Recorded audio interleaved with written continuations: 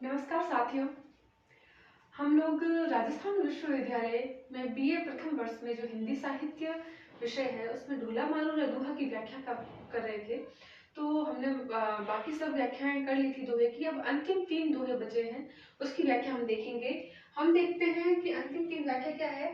आडा डूंगर बन घना खरा प्यारा मित, यानी कि वर्षा ऋतु चल रही थी, विरह वेदना हो रही थी। किसकी? मारवाणी की। तो विरह वेदना को प्रस्तुत करते हुए कवि ने अब तक जो 6 दोहे दिए, उसके बाद में ये आगे के 3 दोहे क्या है। पहले में तो नायिका का विरह ही है, उसमें क्या बताया गया कि आडा डूंगर। आडा डूंगर का मतलब आडा क्या है? मार्ग में जो पड़े हैं आडे। आडा मतलब मार्ग के बीच में जो बाधा है वो क्या है? डूंगर, यानी कि पर्वत। पर्वत और पहाड़ जो है वो उसके बीच में है। वन घना, पहले अपन ने जो दोहा देखा था उसमें था कि जो प्रियतम ढोला है उसका घर बहुत दूर है, और उस घर के बीच में जो मार्ग है वो मार्ग के बीच में कई पर्वत और ऊंचे ऊबड़ खाबड़ जो रास्ता होने के कारण वो जो वहां तक पहुंचने के लिए वो बाधा बन रहे हैं। तो वैसे ही उसी क्रम में अगला दोहा कहा है कि ये जो डूंगर यानी कि जो पर्वत है जो मार्ग में है, और वन घना उसके साथ है बीच में क्या है? बड़े बड़े जंगल है, और उन जंगलों में बड़े बड़े वन हैं जो कि भयानक स्थिति बनाए हुए हैं। खरा प्यारा मित्र, फिर भी हे प्यारे मित्र, तुम्हारे प्रति जो मेरा प्रेम है वो जो है वो नित्य बना हुआ है, लेकिन मैं आऊं तो कैसे आऊं? उस तुम जो रहते हो बहुत दूर रहते हो, और उस मार्ग में जो बहुत बड़े बड़े जंगल और पर्वतों और ऊबड़ खाबड़ जगह के कारण यह मार्ग जो है वो बहुत कष्टदायक है। देह विधाता, तो इसलिए जो मारवाड़ी है वो मारवाड़ी विधाता से क्या कर रही है? प्रार्थना कर रही है। क्या कह रही है कि देह विधाता, हे विधाता पंखड़ी, मुझे देह मतलब मुझे दो। क्या दो? पंखड़ी, मुझे पंख दो। पंख देने से क्या होगा? ये जो पर्वत और जो जंगल है वो उन जंगलों को और पर्वतों को वो उड़कर जो है पंखों के सहारे वो उड़कर प्रीतम के पास पहुंच पाएगी। मुझे पंख दो, मिली मिली आवो नित्य, जिसके कारण मैं नित्य जो है नित्य यानी कि हमेशा जो है वो प्रियतम से मिलकर आती रहूंगी। इस प्रकार विधाता से उसने अपनी प्रार्थना रखी है। अब अगला दोहा क्या है? ढाडी एक संदेश डो प्रीतम कहिए जाए, साघण बलि कुइला भय भसम ढडोली सी आए।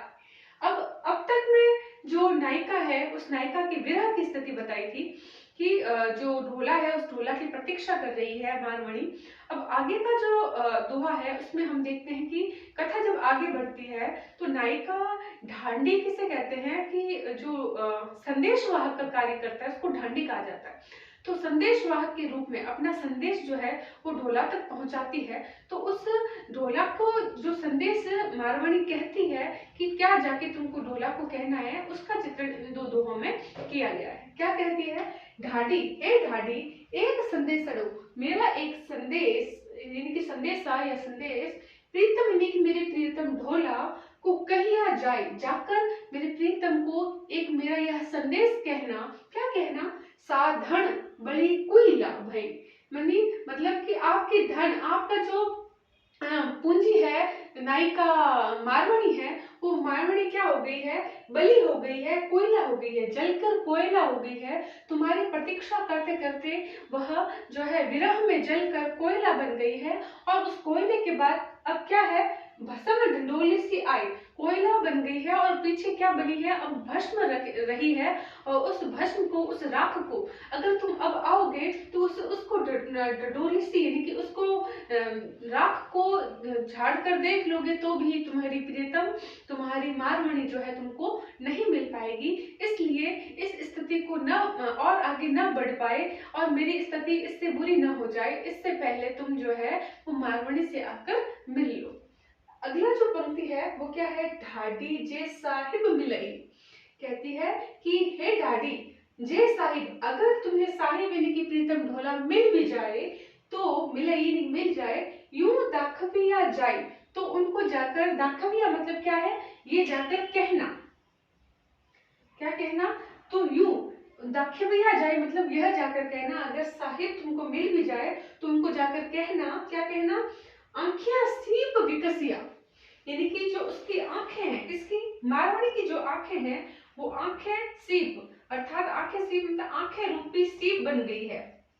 अर्थात जिस प्रकार सीप क्या होता है, सीप समुद्र में होता है, जो वर्षा की बूंद गिरने पर उस सीप के अंदर मोती बन जाता है। तो ये जो मारवाड़ी है, उस मारवाड़ी की आंखें जो है वो प्रियतम के मार्ग को देखते देखते, निहारते निहारते सीप की भांति बन गई है। और अब जिस प्रकार सीप जो है उसके अंदर वर्षा की पहली बूंद गिरने पर वह मोती में बदल जाती है, वैसे ही उसकी जो आंखें हैं वो सीप की भांति हो गई है, जो प्रीतम के दर्शन प्राप्त करने मात्र से ही खिल उठेगी। वो मोती के समान, उसका जो यहाँ पे मोती की चमक है वो कौन है, उनका प्रियतम है। तो प्रियतम के देखने से वो सीप जो है उसकी जो मूल्य है वो बढ़ जाएगा। स्वाति जब बरसो आई, स्वाति नक्षत्र में कहते हैं कि जब वर्षा बरसती है, वर्षा की बूंद जब गिरती है तो सीप के अंदर वो गिरी हुई बूंद मोती बन जाती है। वैसे ही प्रियतम के दर्शन पाते ही ये आंखों रूपी जो सीप बन चुकी है, वो सीप में भी वह मोती की रूपी चमक जो है वो विद्यमान हो जाएगी। अर्थात प्रियतम के मिलने से नायिका जो है वो हर्षो उल्लास से खुश हो जाएगी और उसका जो जीवन है वो समर्थ हो जाएगा। इस प्रकार यहाँ तक हमारे जो सिलेबस में व्याख्या लगी हुई थी उसकी व्याख्या हमने कर ली है। काव्यगत विशेषताओं का, संदर्भ का, किस तरीके से प्रसंग लिखना है, उसकी व्याख्या की बात मैंने पहले वीडियो में कर दी है। और यहाँ पर हमारे ढोला मारूला दोहा की व्याख्या कंप्लीट होती है। हम ऐसे ही आगे वापस मिलेंगे। अब तब तक के लिए धन्यवाद।